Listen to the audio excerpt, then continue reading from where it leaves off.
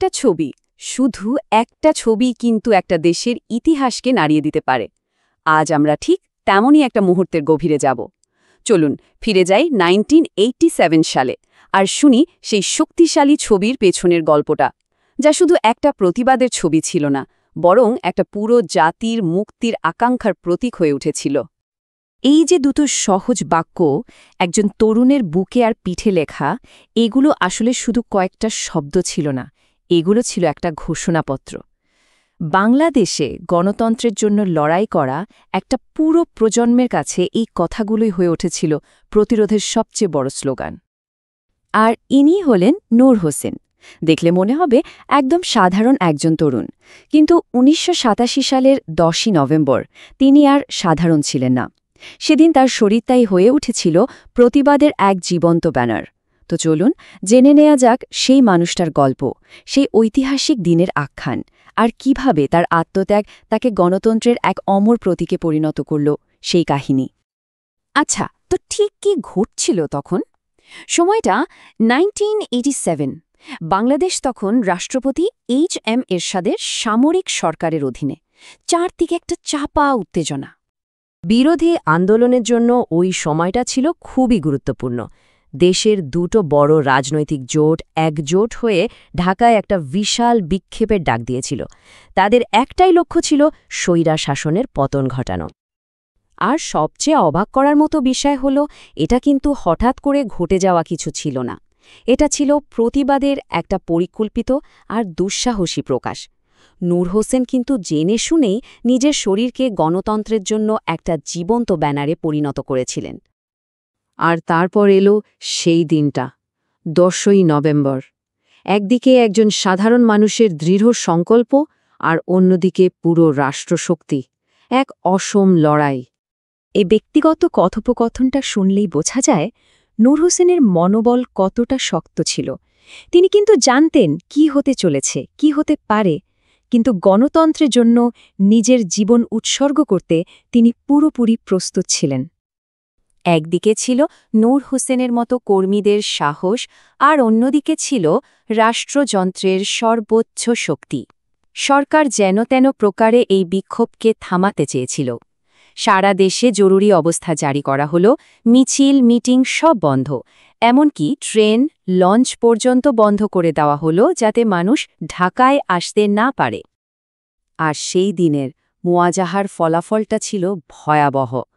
নূর হোসেন সহ আরও দুজন প্রতিবাদকারী পুলিশের গুলিতে নিহত হন।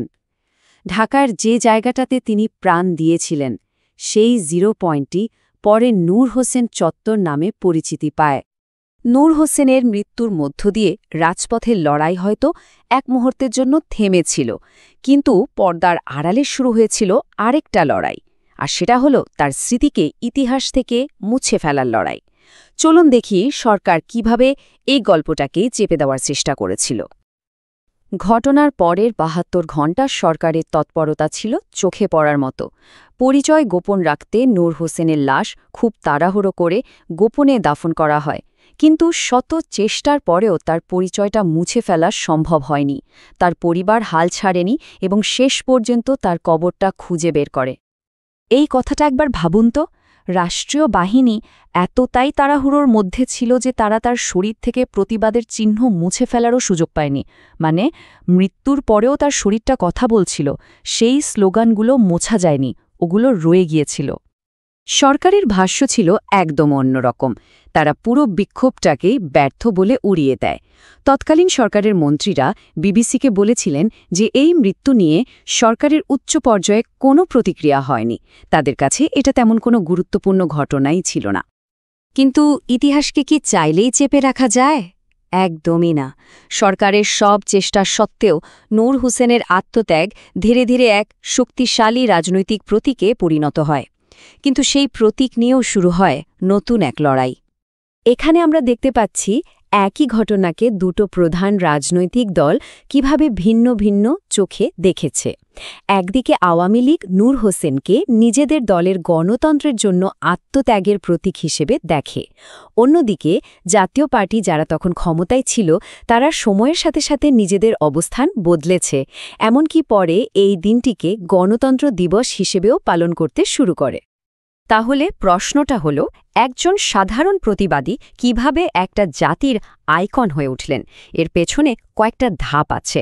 প্রথমে তার ছবিটা দাবানলের মতো ছড়িয়ে পড়ে, যা তাকে আন্দোলনের একটা মুখে পরিণত করে। এরপর তার মৃত্যুর জায়গাটা তার নামে পরিচিতি পায়, আর ধীরে ধীরে তার গল্পটা গান, কবিতা আর শিল্পের মাধ্যমে আমাদের সংস্কৃতিতে মিশে যায়। এভাবেই তার আত্মত্যাগ অমরত্ব লাভ করে। আর নূর হোসেনের এই আত্মত্যাগ কিন্তু বৃথা যায়নি।